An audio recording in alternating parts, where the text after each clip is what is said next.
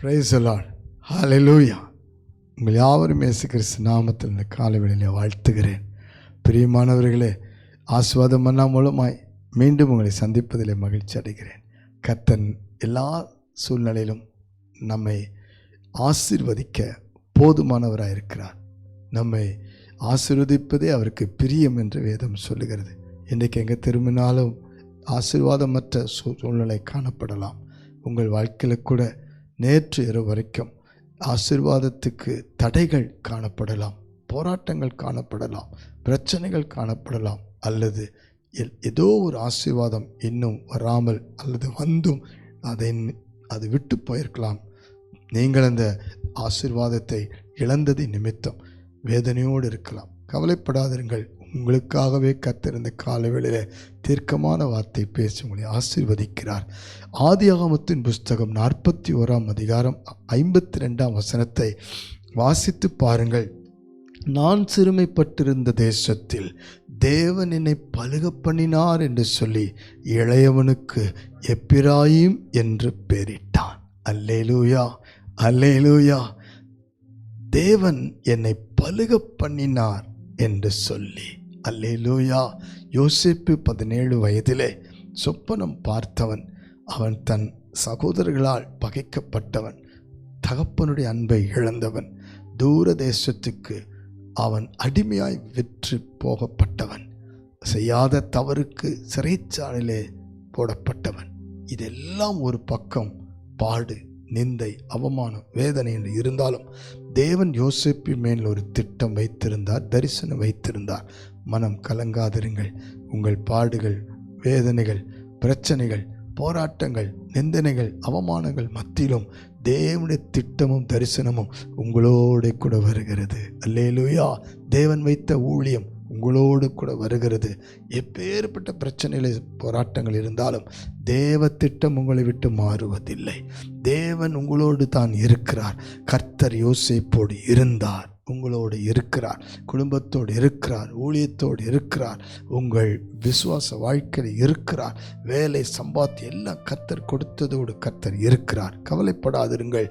யோசேப்பின் உயர்வு 13 வருஷத்துக்கு பிறகு கடந்து வந்தது. அவனுக்கு பிள்ளைகள் பிறந்தார்கள். அப்பொழுது தன் தகப்பனை பார்த்து அவன் ஆச்சரியப்படுகிற மாற்றத்தை கொண்டு வந்து அவன் சொல்லுகிறான், எனக்கு பிறந்த பிள்ளைகளுடைய காரியம் தேவன் என்னை பலுக பண்ணினார் என்று சொல்லி கர்த்தரை மகிமைப்படுத்துகிறான். உங்களுக்கும் சில போராட்டம் இன்றைக்கு முடிவுக்கு வருகிறது. இன்றைக்கு உங்களுக்கு தடைகள் முடிவுக்கு வருகிறது. இதுவரை இழந்து போன, இதுவரை கடந்து வந்த வனாந்தரங்கள் எல்லாம் மாறப்போகிறது. பலுக பண்ண போகிறார். பிள்ளைகளின் வாழ்க்கை, குடும்ப வாழ்க்கை, ஆவிக்குரிய வாழ்க்கை பலுக பண்ண போகிறார். அவர் நம்மை சாட்சியாய் நிறுத்தப் போகிற யோசேப்பை எல்லாருக்கும் சாட்சியாய் அவனை உயர்த்தினது போல உங்களையும் சந்ததிகளையும் பிள்ளைகளையும் உங்கள் ஊழியத்தையும் உங்கள் ஆவிக்குரிய வாழ்க்கையும் உயர்த்த போகிறார், பலுக பண்ண போகிறார். தேவன் நம்மை எல்லாவற்றிலும் மேன்மையாய் வைக்க போகிறார். சோர்ந்து போகாதிருங்கள். விசுவாசிக்கிறீங்களா?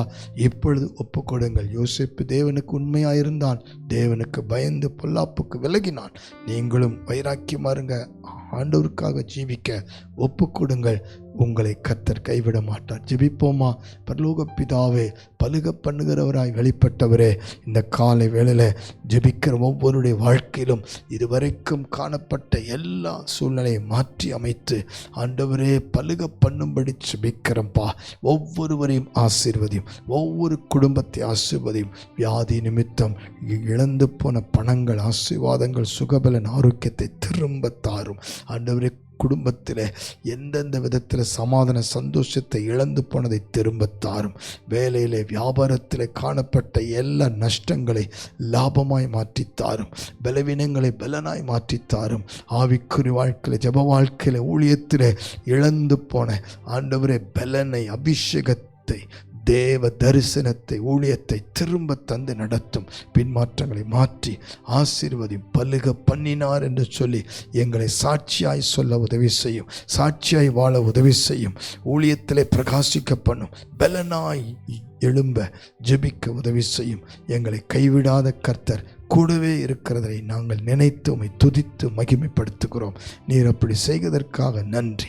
இயேசு கிறிஸ்துவின் நாமத்தில் இப்படி ஜெபிக்கிற ஒவ்வொருவரும் பக்கம் திருப்பப்பட்டு நம்பிக்கையோடு விசுவாசத்தோடு உம்மை பற்றிக்கொள்ள உதவி செய்யும். வாலிப பிள்ளைகளை அப்படி மாற்றி அமைப்பீராக, சாட்சியாய் நிறுத்துவீராக. யோசேப்பை போல வைராக்கியமாய் பரிசுத்தமாய் தேவ பயத்தோடு வாழ உதவி செய்யும். இயேசுவின் மூலம் ஜெபிக்கிறோம் நல்ல பிதாவே.